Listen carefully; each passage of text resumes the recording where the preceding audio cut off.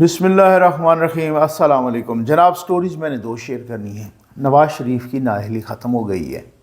अब वो जो ताहयात नाअहली वो ख़त्म हो गई है। नवाज़ शरीफ की सारी रुकावटें ख़त्म हो गई हैं इस केस में। अब उसके बाद अब क्या होगा। और इस केस में बार बार सुप्रीम कोर्ट में समीउल्लाह बलोच नाम का जिक्र हुआ। ये क्या है समीउल्लाह बलोच या समीउल्लाह बलोच केस? ये केस क्या है और इसका जिक्र बार बार क्यों होता रहा है, इस पर बात करनी है।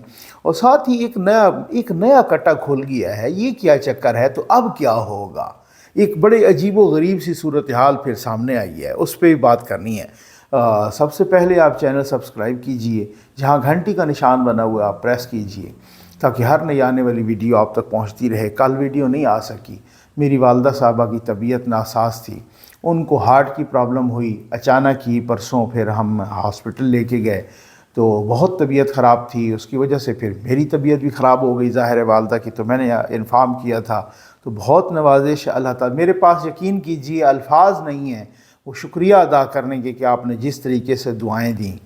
आपने वो सोशल मीडिया पोस्ट पर भी और साथ ही मुझे बहुत सारे लोगों ने कॉल भी की, मैसेजेस भी किए, कमेंट्स में भी, और दुआएं दी। और मक्का मदीना में बैठ के लोगों ने, मस्जिदुल हराम में, पूरी दुनिया से, through out the world, America, Europe, Canada, UK, middle east, Pakistan के अंदर से, मतलब इस तरीके से आपने दुआएं दी। यकीन करें जिस तरह से खूनी रिश्ते होते हैं। तो मैं आपका बहुत ममनून हूँ। अल्हम्दुलिल्लाह, वाकई दुआओं में तकदीर बदलने की ताकत होती है। और मेरी वालदा साहबा बहुत बेहतर हैं। हम कल शाम को, कल रात को हॉस्पिटल से घर भी आ गए। इसी वजह से मेरी, चूँकि परसों से फिर वीडियो नहीं आ पाई थी, तो साथ ही मैं ये भी बताता चलूँ, अल्लाह गवाह है, मैंने इस दौरान अल्लाह का काम नहीं रोका। उसी तरीके से अपनी टीम्स को कहा कि जी आप जारी रखें, चूँकि बहुत खून जमा देने वाली सर्दी है। हम वो बिस्तर और वो सारी चीज़ें, वो जल्द ही आपके साथ उनकी वीडियोस भी हम शेयर करेंगे। तो वो तकसीम कर रहे हैं, वाटर प्रोजेक्ट भी साथ, और सिर्फ इसी उम्मीद पर और यकीन पर कि मैंने कहा बेकस, बेबस, मजबूर, अल्लाह की मखलूक का काम जारी रहे, उनके रिलीफ़ का ऑपरेशन ना रुके। इंशाअल्लाह मेरी वालदा को रिलीफ़ होगा, और वही हुआ है अल्हम्दुलिल्लाह। तो जनाब मैं जल्दी से न्यूज़ पर आ जाता हूँ। और सबसे पहले तो नवाज़ शरीफ साहब वाला जो केस है, इसको मैं डिस्कस करना चाहूँगा।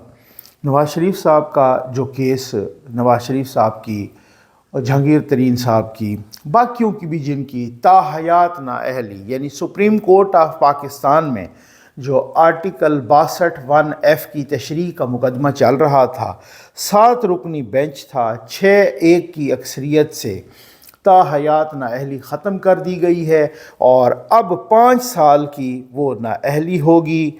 और 5 साल चूँकि गुज़र चुके हैं नवाज़ शरीफ साहब के भी, और वो जुलाई 2017 में हुआ तो गुज़र चुके। जहांगीर तरीन की भी वो नाअहली के जो मियाद थी वो ख़त्म हो चुकी। तो अब उसके बाद जो है ना दोनों की नाअहली ख़त्म हो चुकी है। अगर कोई और उसमें जहांगीर तरीन साहब के बारे में कहा जा रहा है कि इसमें, लेकिन कोई इस किस्म की कोई लीगल लेकुना किसी किस्म का बाकी अब नहीं है। अच्छा, नवाज़ शरीफ साहब की नाअहली ख़त्म हो गई है, लेकिन मुझे भी हैरत है बाकियों की तरह कि मैंने कोई इस तरह के खुशी का इजहार नहीं देखा नून लीग की तरफ से, उनके सोशल मीडिया की तरफ से। होता है बस थोड़ा बहुत जो जिस तरीके से, लेकिन कोई ख़ास, अगर ये इमरान ख़ान के केस में होता तो पता नहीं वो आसमान सर पे उठा लेते हैं। और बहुत सारी और चीज़ें भी हैं, लेकिन ये मैं पहले ये बता दूं कि समीउल्लाह बलोच का बार बार जिक्र होता रहा इस केस में। ये समीउल्लाह बलोच कौन है और फिर समीउल्लाह बलोच केस क्या है, ये जल्दी से आपके साथ डिस्कस करते हैं। फिर इस पर तबसरा करके मैं अगली न्यूज़ पे आता हूँ। नया कट्टा खुल गया है, अब क्या होगा, आपको हैरानी होगी, हैरानी, ठीक है ना। समीउल्लाह बलोच कौन है भाई? सुप्रीम कोर्ट में ये समातें जारी रहीं, तो सुप्रीम कोर्ट में समात के दौरान बलूचिस्तान से ताल्लुक़ रखने वाले कौम परस्त रहनुमा और Balochistan national party BNP Mengal के रहनुमा सनाउल्लाह बलोच ने चीफ जस्टिस साहब, जस्टिस काजी फायद ईसा साहब को बताया कि जी समीउल्लाह बलोच जो हैं वो मेरे छोटे भाई हैं। آپ سمجھ آ گئی؟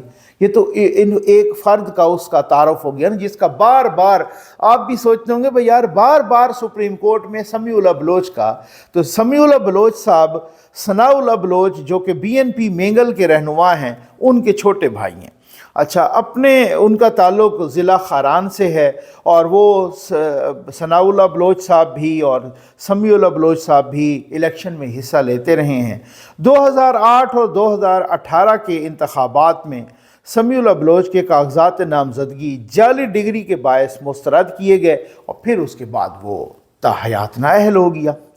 اس کے بعد جناب یہ آیا، آپ کو پتہ ہے کہ پیناما آ گیا، وہی تماشا، وہی ڈرامہ، اور پیناما کھیلتے کھیلتے بیچ میں سے اقامہ نکل آیا۔ پیناما کیس میں نواز شریف کو نااہل کیا گیا، اور جب نااہل کیا گیا تو اس فیصلے میں یہ نہیں ذکر تھا کہ جی نااہل کتنی مدت کے لیے کیا گیا۔ 62(1)F کے تحت بھی کیا گیا اور کچھ الیکشن کی شکوں کے تحت بھی کیا گیا۔ نہ ہی 62(1)F میں یہ ذکر تھا کہ کتنی مدت کے لیے اگر کوئی بندہ 62(1)F آئین کے 62(1)F کے تحت اگر کوئی نااہل ہو جاتا ہے تو اس کی نااہلی کی مدت کیا ہوگی، کوئی ذکر نہیں تھا۔ الیکشن میں بھی الیکشن کی کچھ شکیں تھیں، اگر اس میں بھی نااہل کیا گیا اس کے مطابق تو اس میں بھی کوئی ذکر نہیں تھا کہ نااہلی کی مدت کیا ہوگی۔ اس کے بعد جناب یہ کیس شروع ہوا، اور یہ سمیع اللہ بلوچ کا کیس، اور سپریم کورٹ میں، اور ثاقب نثار المعروف ثاقب ناصور کی سربراہی میں جسٹس عظمت سعید شیخ، آپ کو معلوم ہے وہ پھر بعد میں شوکت خانم کے بورڈ آف ڈائریکٹرز کے ممبر بھی بنے۔ عمر عطا بندیال، آپ کو معلوم ہے کس طریقے سے بندیالی ٹولے سے یہ ساری کوئی سہولت سب کچھ ہوتا۔ جسٹس اعجاز الاحسن جو وہی نگران جج تھے پیناما کے، ٹھیک ہے نا، اوپر سوٹی لے کے بیٹھے کہ جی ہر لحاظ سے نواز شریف کو آپ نے سزا دینی ہے، اور جسٹس سجاد علی شاہ۔ 5 ارکان پر مشتمل یہ فیصلہ، ٹھیک ہے نا، 5 ارکان پر یہ کیس چلا، 5 ارکان پر 5 ججز پر مشتمل بینچ تھا، اور یہ سمیع اللہ بلوچ کا یہ کیس آیا سپریم کورٹ میں، اور انہوں نے اب چونکہ وہ ایک پری پلانڈ طریقے سے نا سارا کچھ وہ تھا کہ جی نااہلی کی مدت جو ہے یہ کتنی ہے بتایا جائے، سپریم کورٹ بتائے کہ نااہلی کی مدت کتنی ہے، اور انہوں نے جناب اس کیس میں کہا کہ جو نااہلی کی مدت ہے وہ تاحیات ہے، جو 62(1)F کے تحت نااہلی ہوگی وہ تاحیات ہے، ساری عمر کسی کو سزا دیں تو وہ سزا دے دی، ٹھیک۔ اب 5 رکنی بینچ نے یہ فیصلہ کیا، اور یہ فیصلہ متفق کا فیصلہ تھا۔ جسٹس بندیال صاحب کے وقت یہ فیصلہ متفق ہی ہوتے تھے، ثاقب ناصور کے وقت بھی یہ فیصلے متفق ہی ہوتے تھے، اور ماشاءاللہ وہ ثاقب ناصور کہ جس پر پتہ نہیں کیا کیا الزامات تھے، یہ بھی آپ اندازہ کیجئے، اور تو اور سپریم کورٹ کے باہر ایک بندے نے آ کے، ثاقب نثار صاحب ابھی اس وقت چیف جسٹس تھے، یہ نہیں کہ وہ چلے گئے، ایک بندے نے سپریم کورٹ کے باہر آ کے کہا کہ مجھ سے اس نے پیسے لیے ہیں۔ اب اس کے بعد اس بندے کو پتہ نہیں کدھر غائب کر دیا گیا، سپریم کورٹ کے باہر، یہ میڈیا میں رپورٹ ہوا، ویڈیوز آئیں اس کی، انہوں نے کہا جی یہ میرے سامنے آئے، اس نے مجھے اپنے پاس، باقی کوئی دور پار کھڑا ہو کے بات کرتا تو ثاقب نثار اس کو کورٹ میں بلا لیتے، نااہل کرتے، جیل بھیج دیتے۔ اس بندے کو اس نے کورٹ میں نہیں بلایا، اس بندے کو نہ کورٹ میں بلایا، نہ کوئی مقدمہ ہوا، نہ کچھ ہوا، پتہ نہیں وہ بندہ کدھر غائب ہو گیا بعد میں۔ تو وہ بندے نے سپریم کورٹ کی عمارت کے سامنے کھڑے ہو کے یہ اعلان کیا تھا کہ ثاقب نثار نے میرے پیسے دینے ہیں، اور ثاقب نثار چپ سادھ گیا، ٹھیک۔ اور جناب اس کیس کے بعد ماشاءاللہ آپ اندازہ تو کیجئے کہ بھائی ثاقب نثار وہ کیس کا فیصلہ سناتے ہوئے ثاقب نثار کہتے ہیں کہ یہ رائٹ ہے اب عوام کا کہ ان کو آنیسٹ لیڈرشپ ملے۔ ہاں کیا بات ہے، لیڈرشپ آنیسٹ ملے، ججز خیر سے آنیسٹ نہ ہوں اس کی کوئی پرواہ نہیں ہے۔ ججز باہر جا کے وہ چندہ بھی کرتے رہیں پی ٹی آئی کے لوگوں کے ساتھ، اور وہ چندے کھاتے بھی رہیں، ججز ادھر شیخ رشید شیدے ٹلی کی کمپین بھی چلاتے رہیں، وہ کوئی مسئلہ نہیں ہے، آ کے ہسپتالوں کے پلوں کے افتتاح بھی کرتے رہیں، وہ کوئی ایشو نہیں ہے، ججز کچھ بھی کرتے رہیں، وہ کوئی ایشو نہیں ہے ثاقب ناصور جیسے۔ لیکن یہ ہے کہ لیڈرشپ جو ہے نا، سیاسی لیڈرشپ، وہ حق ہے کہ وہ ان کو آنیسٹ ملے، ٹھیک ہے نا۔ تو اب اس فیصلے جب یہ فیصلہ آ گیا اب اس کے بعد ابھی ریسنٹلی جو 16 ماہ کی یہ حکومت آئی شہباز شریف والی اور اتحادیوں کی، اس حکومت نے ایک قانون پاس کیا اور پارلیمنٹ سے اور قانون میں تبدیلی کروائی الیکشن ایکٹ میں کہ جو نااہلی ہے وہ تاحیات نہیں بلکہ 5 سال کی ہے۔ اس کے بعد ایک تذبذب کی سی کا ایک ماحول تھا، لوگ کہہ رہے تھے کہ ہاں ٹھیک ہے وہ تو اس قانون میں تو تبدیلی ہو گئی، لیکن جب تک آئین میں تبدیلی نہیں ہوتی تب تک وہ نہیں، کیونکہ سپریم کورٹ کا فیصلہ آ چکا ہے۔ اب سپریم کورٹ کے 5 رکنی بینچ کا فیصلہ آ چکا ہے اور 5 رکنی بینچ کہہ چکا ہے کہ جناب بات یہ ہے کہ یہ جو نااہلی ہوگی تاحیات ہوگی۔ اب ایک طرف اسی دوران چیف جسٹس صاحب نے وہ 7 رکنی بینچ بنایا اور وہ 7 رکنی بینچ بنا کے وہ جناب انہوں نے کہا جی کہ وہ ادھر قانون ہے بن گیا کہ 5 سال کی نااہلی ہوگی، ادھر فیصلہ ہے کہ تاحیات نااہلی ہوگی، اور اب یہ دونوں تو نہیں رہ سکتے، یا وہ رہے گا یا وہ رہے گا۔ بات بھی ٹھیک ہے، قانون وہ کہہ رہا ہے، سپریم کورٹ کا فیصلہ وہ کہہ رہا ہے۔ تو کل جو فیصلہ سنا دیا گیا، جو پچھلے جمعے کو وہ محفوظ کیا گیا تھا، کل فیصلہ سنا دیا گیا اور اس فیصلے کے مطابق نااہلی کی جو مدت ہے وہ 5 سال۔ آپ کو میں پہلے بھی بتاتا رہتا ہوں، اب بھی بتاتا چلوں کہ جناب جسٹس عمر عطا بندیال صاحب نے وہ فیصلہ لکھا تھا، تاحیات نااہلی کا فیصلہ سنایا بھی انہوں نے تھا اور لکھا بھی انہوں نے ہے، ٹھیک ہے نا۔ تاحیات نااہلی، انہوں نے کہا یہ جو 62(1) کے تحت نااہلی ہوتی ہے تاحیات۔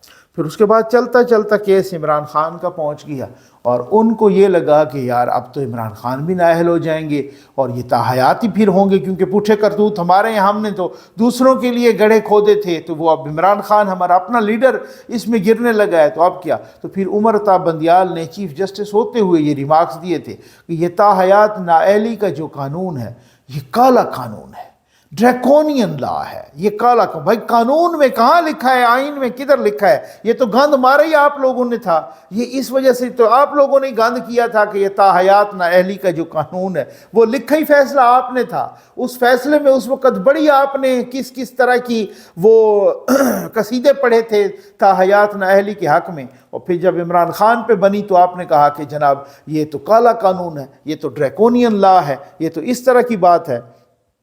اب آپ دوسری سٹوری پر آ جائیں، لیکن میں قربان جاؤں کیا بات ہے، اس سے پہلے میں ایک ٹویٹ پڑھنا چاہوں گا، اور وہ ٹویٹ غریدہ فاروقی صاحبہ کا ہے۔ غریدہ فاروقی صاحبہ کہتی ہیں کہ جی فار غریدہ الیکشن سیریز کے سلسلے میں لاہور میں ہوں، اور آج کا سارا دن صبح سے رات تک حلقہ 130 نواز شریف کے علاقے میں گزرا۔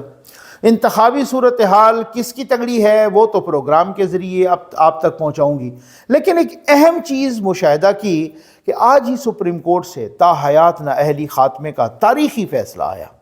آج ہی نواز شریف کے کاغذات حتمی منظور ہو گئے، اعتراض ختم ہو گیا، لیکن حلقے میں ویسا سما نظر نہ آیا۔ یہ آخرکار نواز شریف کا حلقہ ہے جو 4تھی بار وزیر اعظم بننا چاہتے ہیں، 4 سال بعد لاہور واپس آئے ہیں۔ ہونا تو یہ چاہیے تھا کہ نظر تو یہ آنا چاہیے تھا کہ پورے علاقے میں چوک در چوک نواز شریف کے لیے جشن ہو رہا ہو، چوک در چوک نواز شریف کے لیے جشن ہو رہا ہوتا، مٹھائیاں بانٹ رہی ہوتی، آتش بازی ہوتی، بھنگڑے ہوتے، جو لاہوری ماحول کا اور روایتی سیاسی ماحول کا خاصا ہوتا ہے، لیکن ایسا نظر نہیں آیا۔ یہ یقیناً پارٹی کی خامی ہے جس نے لاہور میں نون لیگ کا روایتی جوش و جذبہ پھیکا کر دیا ہے۔ یہ بالکل بات میں 100% غریدہ فاروقی صاحبہ سے میں یہ اتفاق کرتا ہوں، بالکل انہوں نے ٹھیک کیا ہے۔ یہ پارٹی کی نالائکی ہے جی، یہ پارٹی کی بالکل، پارٹی ابھی تک سوئی ہوئی ہے، نہ اس نے کوئی، اصل میں کچھ لوگ، میں اگلی ویڈیو میں بتاؤں گا آپ کو کہ یہ ابھی تک سوئی ہوئی کیوں ہے، کیا مسئلہ ہے۔ ابھی تک ٹکٹس کا اعلان نہیں کیا گیا، ابھی تک جلسے شروع نہیں کیے گئے، 1 مہینے کا وقت رہ گیا۔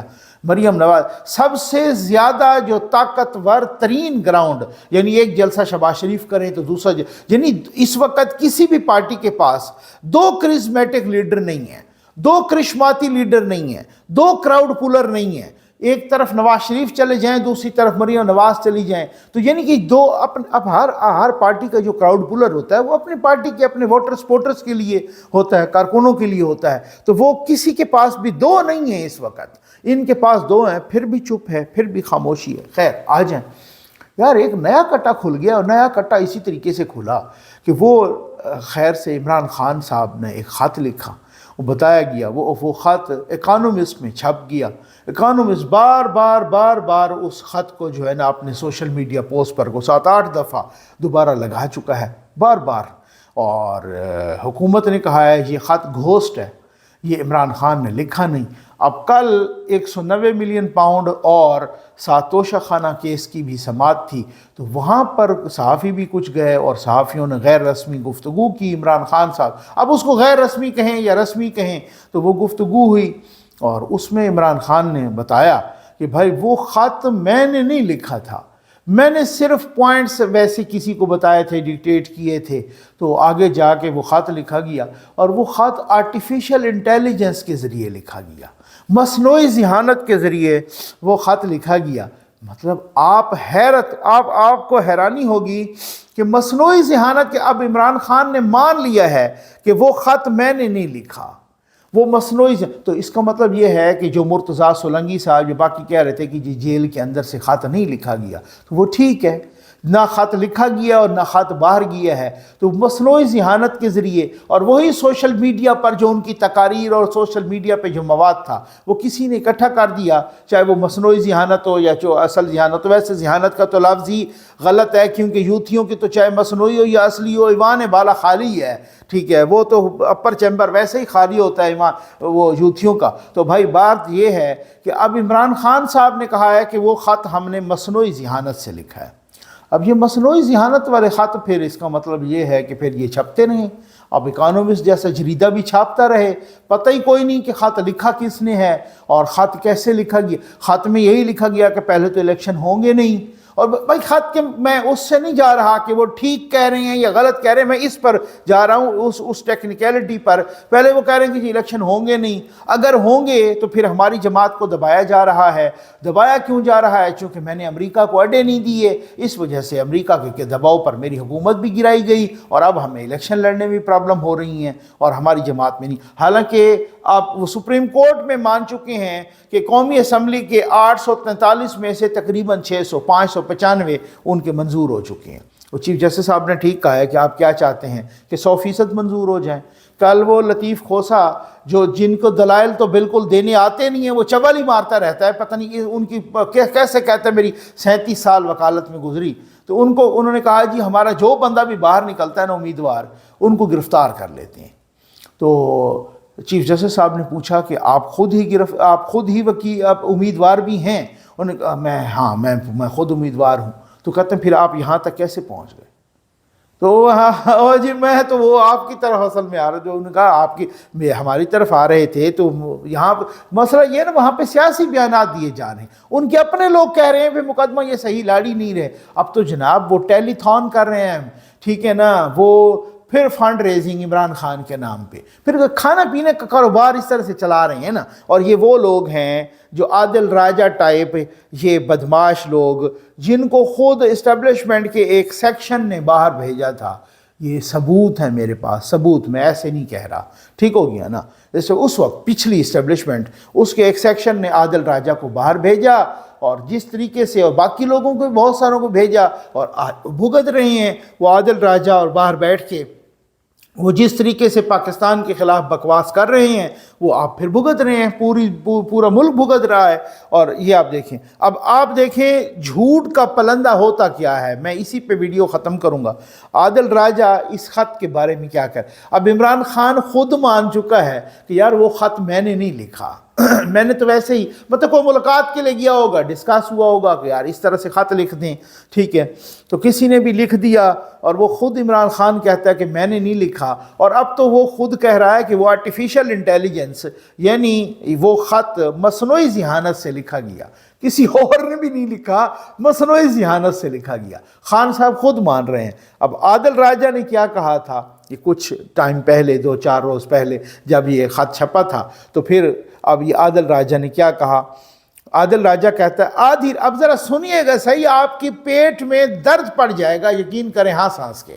یہ وہ لوگ ہیں، یہ اس طرح کی وارداتیں ڈالتے ہیں، یہ اتنے جھوٹے ہیں، یہ ان کو پتہ ہے کہ یوتھی عقل سے فارغ ہیں اور وہ کوئی سوال تو کریں گے نہیں۔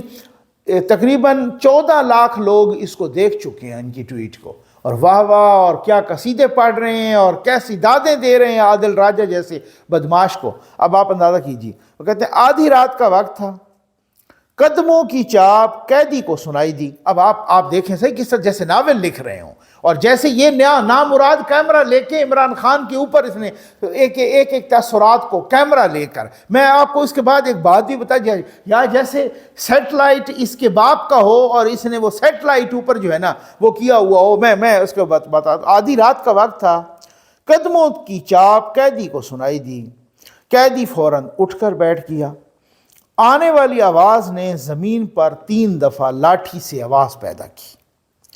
میں مسلسل پڑھوں گا تاکہ اس کا ڈکشن سپائل نہ ہو، آپ مزے لیں اور ایسے لوگوں پر لعنت بھیجیں، ٹھیک ہے نا۔ آدھی رات کا وقت تھا، قدموں کی چاپ قیدی کو سنائی دی، قیدی فوراً اٹھ کر بیٹھ گیا۔ آنے والی آواز نے زمین پر 3 دفعہ لاٹھی سے آواز پیدا کی۔ جواباً قیدی نے 1 دفعہ کھانسنے کی آواز نکالی۔ کوڈ ورڈز کا تبادلہ ہو چکا تھا۔ آنے والا شخص اپنے ہمراہ ایک سفید کاغذ لایا تھا، ساتھ میں ایک قلم تھا۔ اس شخص نے بغیر کوئی آواز پیدا کیے وہ کاغذ اور قلم جیل کی سلاخوں کے درمیان سے اندر رکھ دیا۔ نووارد واپس پلٹا اور دھیرے دھیرے چلتے ہوئے بیرک سے باہر نکل گیا۔ اس شخص کے بعد قیدی اپنی جگہ سے اٹھا، کاغذ کو اٹھایا، الٹا پلٹا کر دیکھا اور کمرے کی مشرقی دیوار کی جانب بڑھا۔ صرف اسی ایک کونے میں راہداری سے جلنے والے بلب کی روشنی آ رہی تھی۔ قیدی دیوار سے ٹیک لگا کر بیٹھ گیا، آہستہ آہستہ سوچوں کے تانے بانے کاغذ پر منتقل کرنے لگا۔ لکھتے لکھتے کوئی آواز آتی تو قیدی رک جاتا، کان لگا کر سنتا۔ جب سب معمول کے مطابق ہوتا تو دوبارہ لکھنا شروع کر دیتا۔ قیدی جو کچھ لکھ رہا تھا وہ بہت ضروری تھا، اس سے لکھا جانا بھی لازم تھا، اور حفاظت سے جیل سے نکالنا اس سے بھی زیادہ ضروری۔ آہستہ آہستہ قیدی نے سب کچھ کاغذ پر منتقل کیا، شروع سے لے کر آخر تک دوبارہ پڑھا۔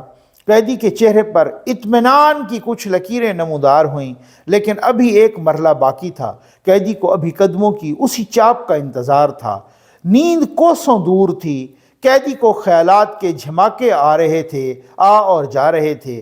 کوئی خیال آتا تو قیدی کا چہرہ سپاٹ ہو جاتا، نظریں سامنے والی دیوار پر جم جاتی۔ تھوڑی دیر بعد کوئی اور خیال ذہن کے پردے پر ابھرتا تو قیدی زیر لب مسکرانے لگتا، بالوں کو ایک ہاتھ سے جھٹک کر پیچھے کرتا اور سر دیوار کے ساتھ لگا دیتا۔ اسی دوران قیدی کو قدموں کی چاپ سنائی دی۔ وہی لاٹھی سے 3 بار زمین پر آواز پیدا ہوئی۔ قیدی نے کھانسنے کی آواز پیدا کی، کاغذ کو سلاخوں کے قریب رکھا اور اپنے بستر پر جا کر لیٹ گیا۔ آنے والے شخص نے ٹٹول کر سلاخوں کے پیچھے سے کاغذ اٹھایا اور چلا گیا۔ اب قیدی پوری طرح سے مطمئن تھا۔ اس کی آواز کو بند کرنے کی کوششیں پوری ریاست کر رہی تھی، لیکن اس کاغذ کے ذریعے قیدی اپنی آواز پوری دنیا تک پہنچانے والا تھا۔ وہ آواز جس کا بوجھ ریاست کا کوئی ٹی وی، کوئی اخبار نہیں اٹھا سکتا تھا۔ صبح ہوتے ہی وہ آواز دنیا کے سب سے مشہور اخبار اکانومسٹ تک پہنچ جانی تھی، اور بے ضمیروں بے شرموں کے سروں پر ہتھوڑے کی طرح برسنے والی تھی۔ اب آپ نے یہ دیکھا، یہ ہیں وہ بے ضمیر لوگ، یہ خود ہیں یہ بے شرم لوگ، اور عادل راجہ جیسے خود ہیں بے غیرت لوگ، ٹھیک ہے نا۔ جیسے خود کیمرہ لے کے بیٹھا ہو، جیسے تیرے باپ کا سیٹلائٹ ہو جو تم نے قیدی پر وہ سیٹلائٹ رکھا ہو، اور ایک ایک چیز جو ہے نا آپ اس طریقے سے، اس کے ماتھے کی سلوٹیں بھی آپ کو نظر آ رہی، اس کے کپڑوں کی سلوٹیں، اس کی مسکراہٹ بھی آپ کو نظر آ رہی، اور وہ جناب آپ اس طریقے سے جھوٹ بولا۔ اور اسی قیدی نے آپ کے منہ پر جوتا دے مارا جب اس نے کہا کہ وہ خط تو میں نے لکھا ہی نہیں تھا۔ اب آپ اندازہ کیجئے کہ اس وقت کوئی 14 لاکھ لوگ اس کو دیکھ چکے اس ٹویٹ کو، اس ٹویٹ کے نیچے کس طرح کے قصیدے اور واہ واہ واہ واہ واہ واہ راجہ صاحب کس طرح کے، کیونکہ یوتھیوں کا اپر چیمبر ہے فارغ، یہ اس طریقے کی بدماشی منتقل کرتے ہیں، یہ اس طریقے کا رونا روتے ہیں، یہ اس طریقے کا پروپیگنڈا کرتے ہیں، یہ اس تو قیدی نے کیا کر لیا؟ اگر آرٹیکل چھپ بھی گیا تو قیدی باہر آ گیا، نہ ہی قیدی باہر آیا ہے، نہ ہی قیدی نے باہر آنا ہے، اور نہ ہی کوئی دنیا اتنی بڑی حقوق کی چیمپئن اور اتنی بڑی کوئی حقوق کی، انسانی حقوق کی ان کے چیمپئن کے اپنا کچومر نکل گیا ہے۔ اب سمجھ آ گئی نا آپ کو نا؟ ہاں، جنہوں نے اس طریقے کے بچوں کے قتل پر آواز نہیں اٹھائی ان کا تو اپنا کچومر نکل گیا ہے۔ وہ قیدی نمبر 806 کے لیے کیا کر دیں گے؟ انہوں نے جس کا کرنا تھا تو انہوں نے اپنا وہ وہاں پر وہ کر لیا۔ خدیجہ شاہ کو انہوں نے باہر لے آئے ہیں، ان کی اپنی وہ جو ہے نا شہری تھیں، تو اس وجہ سے وہ چپ ہیں۔ اب وہ بالکل ان کو سانپ سونگھا ہوا ہے، تو ان کو وہ باہر انہوں نے نکال دیا۔ باقی قیدی شہدی کے ساتھ ان کو کسی کو کوئی تعلق ہے اور نہ کسی قسم کو دلچسپی ہے۔ دلچسپی ہوتی انہی کو ہے کہ جدھر ان کو پتہ ہے، جن کے ان کو پاکستان کے ساتھ دلچسپی بھی ہے، مفادات بھی ہیں، سب کچھ ہے۔ زلفی بخاری کہہ چکی ہیں ایک انٹرویو میں کہ ہم جدھر بھی جاتے ہیں ہماری نہیں سنی جاتی، کیونکہ باہر کی جو اسٹیبلشمنٹ ہے ان کو پتہ ہے کہ ہم نے تعلق رکھنا ہے پاکستان کی فوج کے ساتھ، آرمی چیف کے ساتھ، ISI کے ساتھ، اسٹیبلشمنٹ کے ساتھ، بڑے گھر کے ساتھ، تو اس وجہ سے ہماری کوئی بات بھی نہیں سنتا۔ یہ آپ کو زلفی بخاری صاحب خود کہہ چکے ہیں۔ بھلے قیدی خط لکھتے رہیں، یہ بھلے عادل راجہ جیسا بدماش اس طرح سے بے شرمی کر کے جھوٹ بولتا رہے، یہ بھلے آرٹیفیشل انٹیلیجنس سے، یہ بھلے تقریر بھی آرٹیفیشل انٹیلیجنس سے اور خط بھی آرٹیفیشل انٹیلیجنس سے، چاہے انٹیلیجنس آرٹیفیشل ہو یا ریئل ہو، یوتھیوں کا اپر چیمبر فارغ ہے۔ امید ہے آپ کو ویڈیو پسند آئی ہوگی۔ آپ کا بہت بہت شکریہ۔